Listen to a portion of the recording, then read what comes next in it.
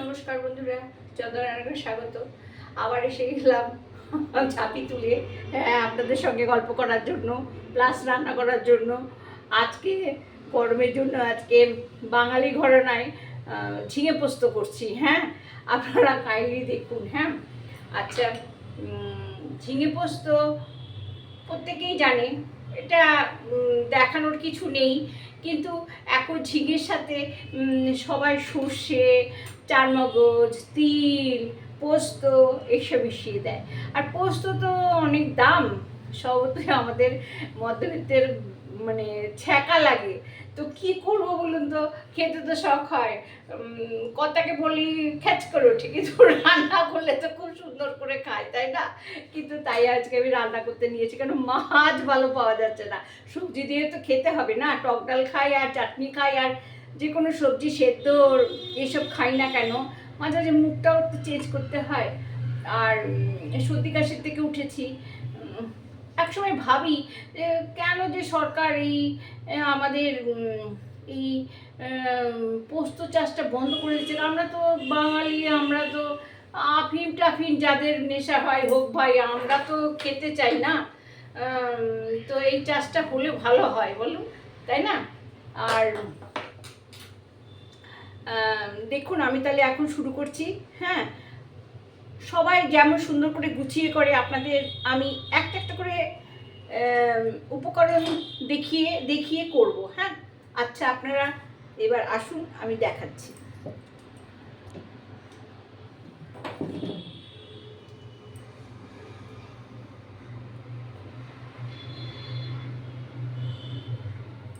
এই দেখুন, আমার ঝিঙে ডুমো ডুমো করে কেটে নিয়েছি। হ্যাঁ, আর দুটো কাঁচা লঙ্কা, আমার গাছের কাঁচা লঙ্কা, মিষ্টি কাঁচা লঙ্কা এখানে দুখানা চিড়ে রেখেছি, পরে দেবো। আর আলুটাকে আগে আমি ভাজবো। হ্যাঁ, এবার আমি আগে এই যে আমি পোস্ত দিয়েছি, পোস্তর সাথে শুকনো লঙ্কা, কাঁচা লঙ্কা দিয়ে আর লবণ দিয়ে আমি বেটে নেবো। হ্যাঁ, এটা একটু গরম করে নেবো। হ্যাঁ, একটু গরম করলে না পেস্টটা ভালো হবে। প্রথমে আগে ঘুরিয়ে নেবো, তারপরে জল দিয়ে পেস্টটা করে নেবো, তাহলে মিহি হবে। শিলনোড়ায় আর বাড়তে ইচ্ছা করছে না এখন। হ্যাঁ, বেলা হয়ে গেছে তো।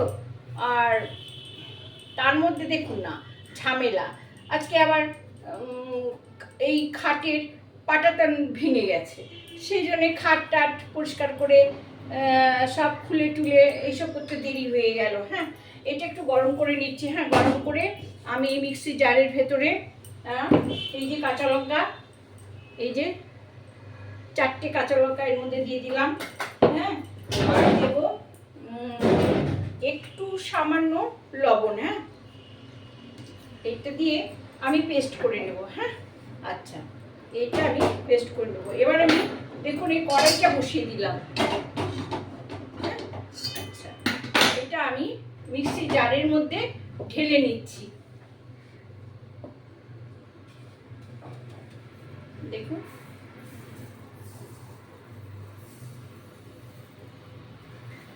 এটা ঘুরিয়ে নিয়ে তারপরে আমি জল দিয়ে আবার পেস্ট করে দেবো। হ্যাঁ, এই আটকে দিলাম, এবার আমি পেস্ট করে নিচ্ছি। আচ্ছা, এবার আমি তেল দিয়ে দিলাম। দেখছেন, আলুটাকে কিন্তু লাল করে ভাজতে হবে। হ্যাঁ, আচ্ছা, পোস্ত। আচ্ছা, আপনাদের একটা কথা বলি, এই যে শিশিগুলো দেখছেন না, আপনারা ভাবছেন এই শিশি, এত বড় শিশি নিয়ে আমি কাজ করি কেন? আমি তো ছোটো শিশিতেও কাজ করতে পারি, কিন্তু এই শিশিগুলো আমার খুব পছন্দ। হ্যাঁ, পছন্দ, এই পছন্দের গল্প। এবং এই যে দেখছেন এইটা একটা বোতল, এগুলো আপনারা নিশ্চয়ই বুঝতে পারছেন যে এগুলো ওয়াইনের বোতল এবং হুইস্কির বোতল।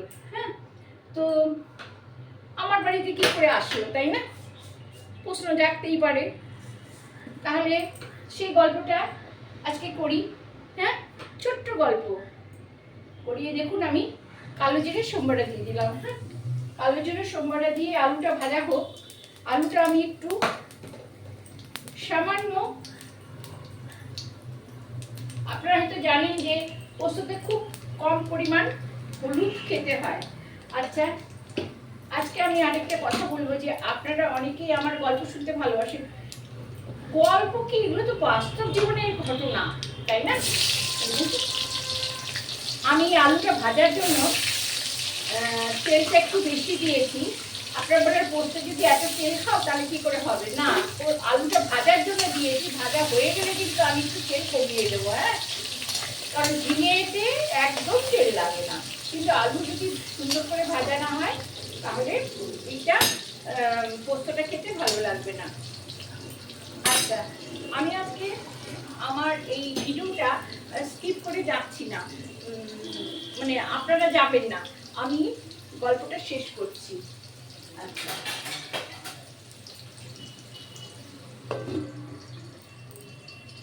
এই বোতলটা আমার বাড়িতে কতগুলো ছেলে থাকতো, 5টা ছেলে আমার বডি রিটায়ার হয়ে যাওয়ার পরে একতলায় ভাড়া দিয়েছিল। হ্যাঁ, বুঝতেই পারছেন, চাকরি যখন করে তখন তো পেনশনের যা টাকা পায় তার থেকে অনেক বেশি টাকা পেত, তাই না?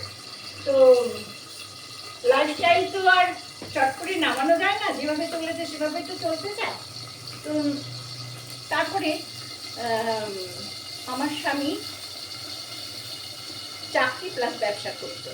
খুব ছোট বয়সে বাবা মারা গেছেন ওনার, সেই জন্যে ওনাকে অনেক কষ্ট করে, শুনেছি যে গ্র্যাজুয়েট হয়েও কোক কয়লা পিঠে নিয়ে লোকের বাড়ি বাড়ি ব্যবসা করেছে। যাই হোক, সেই থেকে আর 71 সালে নকশাল পিরিয়ডে উনি বাইরে ছিলেন। তো ওনার জীবনটা খুব কষ্টের। যাই হোক, তারপরে ইমার্জেন্সি পিরিয়ডে নাকি উনি চাকরি পেয়েছিলেন এবং চাকরি ব্যবসা দুটোই সমানে চালিয়ে গেছে। হ্যাঁ, ওনার বাবার কোল্ড স্টোরেজ ছিল, সেখানে বড় সাপ্লাই করতো। বালেশ্বর কোল্ড স্টোরেজ অবশ্য এখন ওইটা নেই, কারণ আগুন লেগে ওটা বসীভূত হয়ে গেছে।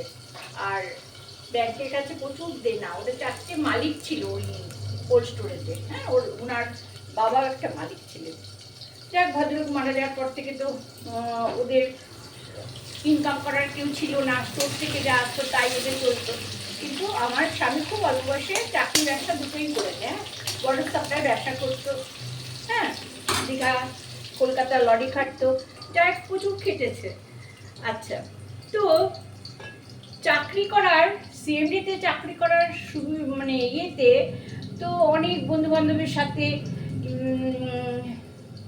আপনারা জানেন যে পার্টিতে যেতে যেতে হয়, খেতে যেতে হয়, তা উনি অংশগ্রহণ করতেন।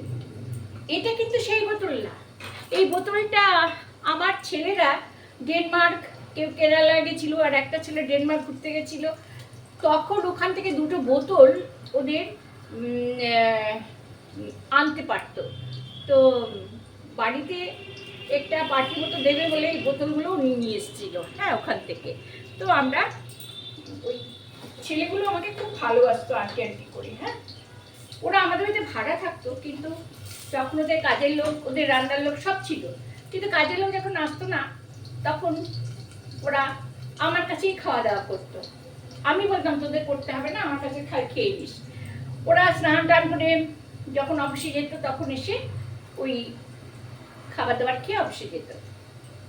তো স্বভাবতই ওরা আমাকে খুব ভালোবাসতো, আমি ওদেরকে খুব ছেলের মতন ভালোবাসতাম। কারণ আমার তো ছেলে নেই, আমার তো একটাই মেয়ে, আর ওরা আমার মেয়ের বয়সী, সবাই খুব আনন্দ করে আমাদের বাড়িতে থাকতো।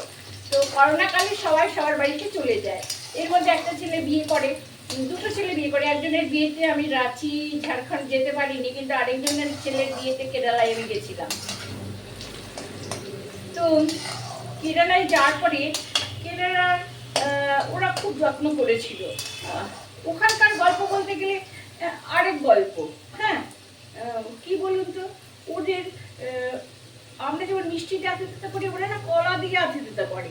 কোনো লোকজন আসলেই না, এনগেজমেন্টে গেছিলাম শরতে, তখন দেখেছি ওই সব আত্মীয়স্বজনরা আসছে, একটা ট্রেতে করে কলা নিয়ে গিয়ে দিচ্ছে। আমার কাছে অবাক লাগলো, ওটাই ওদের ভদ্রতা, ওটা ওদের মানে ইয়ের অঙ্গ, ওদের সংস্কৃতির অঙ্গ। যাই হোক, আমরা যখন ইয়েতে গেছি, এনগেজমেন্টের আসরে গেছি, মানে সেই অনুষ্ঠানে গেছি, সেখানেও কিন্তু মাছ পাতা হয় না আমাদের, অলাবাগের অগ্রভাগটাকে মাছ পাতা বলে, সেই তার মধ্যে সমস্ত রকম খাবার সাজিয়ে তার মধ্যে কি দিয়েছে বলুন তো, ওই সেই একটা করে কলা সাজিয়ে দিয়েছে। আমরা তো অবাক, কি কলা, আসলে কলাই ওদের ঐতিহ্য, আর কলারই নানা প্রোডাক্ট ওখানে পাওয়া যায়। তো ওখানকার কেরালিয়ান খাবার দাবার তো আমরা জানি না, ওখানে আঙুল দিয়ে চেটে চেটে সব মুখে দিয়ে তারপরে খাচ্ছি। যাই হোক, কেরল থেকে চলে আসলাম। কেরল থেকে চলে আসার পরে এই গল্পটাই আমি বলছি যে তাই ওদের কথা আমার সবসময় মনে হয়। এখনো ওরা এখানে কলকাতায় কাজে বেজে আসলে আমার সঙ্গে দেখা করে যায় বা 2-4 দিন থেকে যায়। হ্যাঁ, তো ওদের ভুলতে পারি না। কিন্তু বোতলগুলো আমার ভীষণ প্রিয়, ওদের কথা সবসময় স্মরণ থাকে, ভালো লাগে আমার। এই তাছাড়া এই বোতলগুলো ভীষণ মজবুত আর খুব মানে টেকসই। ওরা আজ না হলেও 6 বছর আমাদের বাড়িতে নাই, কিন্তু এই 6 বছর ধরে আমি এই বোতল ব্যবহার করছি। দেখুন, না ফেটেছে না কিছু হয়েছে, খুব ভালো। হ্যাঁ, কিন্তু হাতে জোর লাগে, বেশি পড়ে যেতে পারে, কম পড়ে যেতে পারে, কিন্তু আমি দিতে দিতে আমার অনেক অভ্যস্ত হয়ে গেছি। হ্যাঁ, আচ্ছা, এবার আমি এই আলু ভাজাটা লাল হওয়া পর্যন্ত আমি অপেক্ষা করব। হ্যাঁ, তারপরে আমি এই ঝিঙেটা দিয়ে দেবো। দেখুন হয়ে গেছে। এবার আমি ঝিঙে দিয়ে দিলাম। হ্যাঁ, ঝিঙে দিয়ে এবার লবণ হলুদ দিয়ে নাড়াচাড়া করবো। হলুদটা কিন্তু কম দেবো। হ্যাঁ,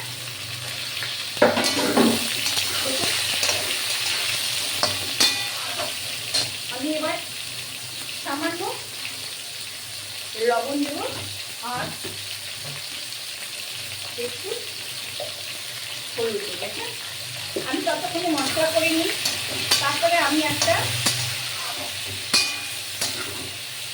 আমার সুন্দর জীবনের ঘটনা বলবো। আচ্ছা, আপনারা কথা শুনতে ভালোবাসেন তো? কত গল্প শুনবেন, আমার কাছে প্রচুর গল্প আছে। জীবনটা তো একটুখানি না, এতগুলো বছর কাটিয়েছি।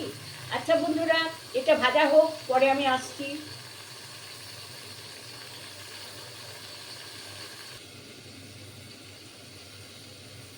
বন্ধুরা ফিরে আসলাম। দেখুন আমি খুলে দিলাম। হ্যাঁ, দেখছেন না,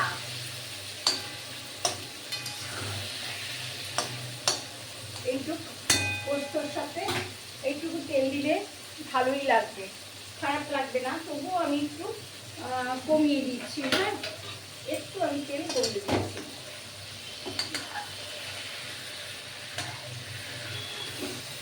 দেখুন, এই জল জল তেল থেকে একটু কমিয়ে দিলাম। আচ্ছা, এই যে পেস্ট করেছি এই মশলাটা, এই পোস্তটা আমি এবার দিয়ে দেবো। হ্যাঁ, দেখতে পাচ্ছেন তো এই পোস্তটা? আচ্ছা, দেখি, আর একটু জল দিয়ে ধুয়ে একটু চিনি দিয়ে দেবো। আর এই যে জল, এইটা ধুয়ে আমি দিয়ে দেবো।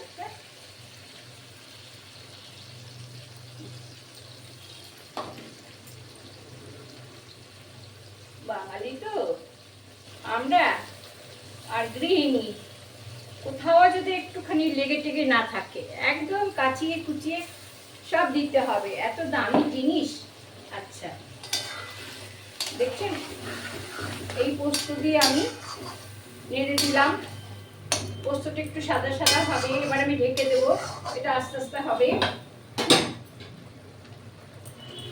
আচ্ছা, এটা ঢাকা থাক, 3-4 মিনিট রান্না হবে, তারপরে হয়ে যাবে। হ্যাঁ, আচ্ছা, ততক্ষণে আমি গল্পটা শেষ করে দিই। হ্যাঁ, আচ্ছা, আমি গ্রামের মেয়ে, আপনারাদেরকে বলেছি নর্থ বেঙ্গলের মেয়ে। এখন ওটা নর্থ বেঙ্গলের মানে উত্তরবঙ্গের বাস পরিবহন আগে ছিল, এখন ট্রেন পরিবহন হয়েছে মালদা থেকে বালুরঘাট হিলি পর্যন্ত। সম্প্রসারণ হচ্ছে এখন। আচ্ছা, হিলি পর্যন্ত এখন ট্রেন যাচ্ছে। তো আমরা পশ্চিম দিনাজপুরের ছিলাম, এখন ওটা দক্ষিণ দিনাজপুর হয়েছে। দক্ষিণ দিনাজপুরের বালুরঘাট জেলার অন্তর্গত আমাদের হিলি গ্রাম, একদম বর্ডার সীমান্ত, ও পাশে বাংলাদেশ আর এই পাশে আমাদের হিলি। হ্যাঁ, তো ওখানে মানুষের প্রধান উপজীবিকাই হলো বিড়ি বাঁধা। হ্যাঁ, বিড়ি বাঁধা আর এপারের জিনিসপত্রকে ওপারে পারাপার করা, এই করেই ওদের, ওই যেটাকে এক অর্থে চোরা কারবারি, এই করেই এদের দিন চলে। হ্যাঁ, অনেকে প্রচুর পয়সা করে যেত। আমার বাবা চায়নি যে আমার দাদারা এইসব করুক, সেই জন্য ওনাদেরকে সবাইকে কলকাতায় পাঠিয়ে দিয়েছিল লেখাপড়া করতে, চাকরি বাকরি করতে বা ব্যবসা ট্যাবসা করতে পাঠিয়ে দিয়েছিল। তো আমরা ভবিষ্যতে কলকাতাতেই আমরা সবাই মানে সেটেল হয়েছি আর কি। যাই হোক, তারপরে দেখি আলু সেদ্ধ হয়েছে কিনা। কথা বললে তো হবে না, কাজটাও দেখাতে হবে।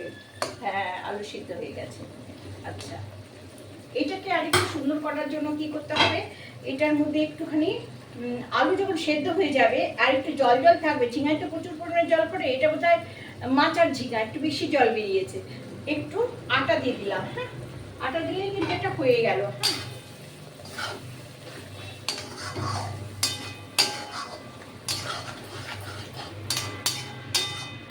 এটা ব্যাস 2 মিনিট এইভাবে থাকবে, তারপরে আমি বেড়ে দেখাবো। হ্যাঁ, 2 মিনিট থাকতে হবে এটা, তারপরে সার্ভ করবো। হ্যাঁ, আচ্ছা,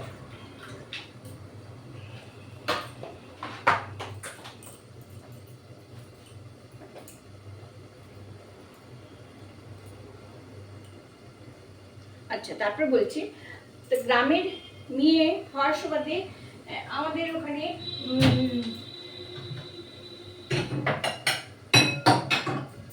উচ্চাসা কিন্তু ছিল, ছোটোর থেকে কিন্তু উচ্চাসা ছিল যে শহরে বাস করবো, পড়াশোনা করবো, চাকরি বাকরি করবো, এসব ছিল। তো আমাদের গ্রামে যখন আমাদের মাথার খুদ দিয়ে ওই প্লেন উড়ে যেত, আমরা ওই অপু দুর্গার মতো যেমন ট্রেন লাইন দেখতে যেতাম, সেরকম ওই প্লেনগুলোকে হাঁ করে দেখতাম। এখন যেমন আমাদের সল্টলেকের ওপর দিয়ে যখন এই দমদমে এয়ারপোর্ট হওয়াতে যখন ট্রেনগুলো যায়, তখন গ্যাস অফ করে দিলাম। হ্যাঁ, এটা খুলে দিলাম। তো যখন যায় তখন খুব কাছ দিয়ে যায়, প্রচণ্ড আওয়াজ হয়। হ্যাঁ, আচ্ছা, কিন্তু আমাদের ওখানে এত আওয়াজ হতো না হিলিতে। আচ্ছা, কলকাতায় আসার পর, বিয়ে হওয়ার পরেও কোনোদিন ট্রেনে চড়িনি। তো আমার মেয়ে যখন জওহরলাল নেহেরু ইউনিভার্সিটিতে চান্স পায়, তখন একদম টাইম ছিল না হাতে, আমরা তাড়াতাড়ি সেই টিকিট কেটে আমরা গিয়েছিলাম। তো প্রথম তো যাচ্ছি। হ্যাঁ, তো আমার হাজব্যান্ড কি করেছে, ওই ওই থামস আপ মানে কোকোকলা, জল এসব নিয়েছে।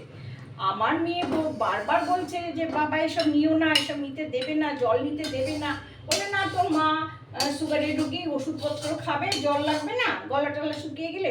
বলে ওখান থেকে দেবে, তুমি নিও না, তুমি নিয়ে নাও। ওর বাবা তো শুনছেই না, সে তো নেবেই। ব্যাগে লুকিয়ে টুকিয়ে নিয়ে গেছে। এখন চেকিংয়ে গিয়ে ধরেছে, বলে যে না, জল নিয়ে যেতে দেবে না। হ্যাঁ, দেখুন আমার কিন্তু এটা হয়ে গেছে। হ্যাঁ, দেখছেন তো, হয়ে গেছে। এই যে আমি এটা তুলে দেখাচ্ছি কেমন হয়েছে, এই দেখুন, ঠিক এইরকম ভাবে পোস্ত। হ্যাঁ, এবার বলি বন্ধুরা, তো আমার বর কিছুতেই শুনবে না।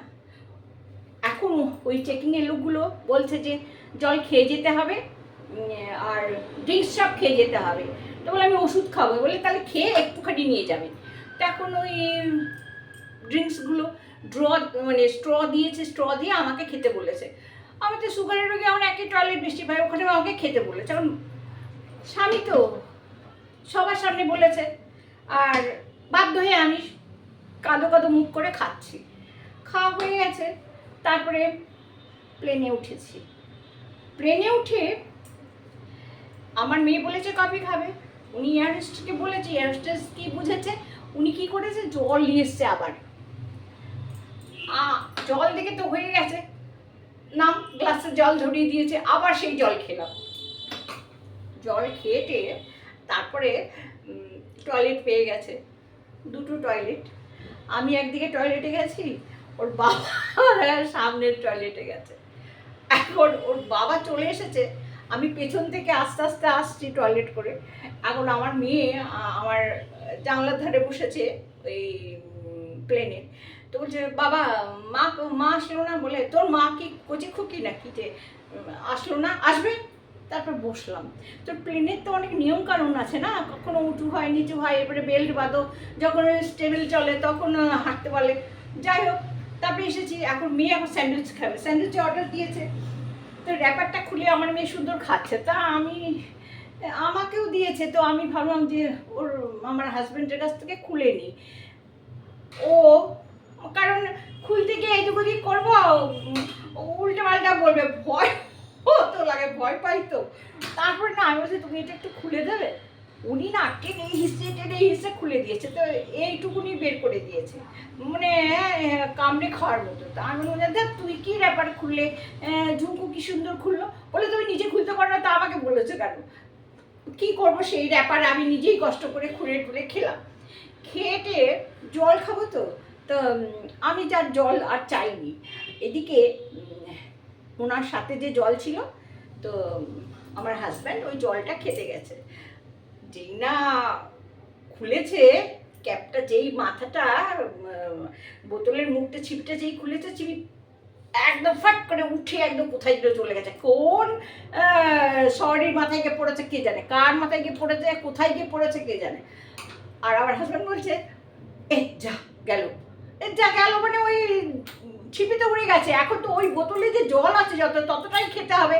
এখন নিজে খেয়েছে, এখন আমাকে আবার ঠাসছে তুমি ওই জল খাও। আমার প্লেনে ওঠার যে প্রথম যা অভিজ্ঞতা, তা আপনাদেরকে কি বলবো। তারপরে যাই হোক কোনো রকমে মানে প্লেন থেকে নামলাম, তারপর থেকে কাঁধ ধরেছি, আর কোনোদিনও জল আর ওই ড্রিঙ্কস ফিস কিছু নিয়ে উঠবো না। হ্যাঁ, এইরকম নতুন নতুন অসম্ভব মানে গল্প আছে, যে গল্পগুলো আপনারা শুনলে হাসতে হাসতে উঠবেন। একবার অসুখ হয়েছে আমার।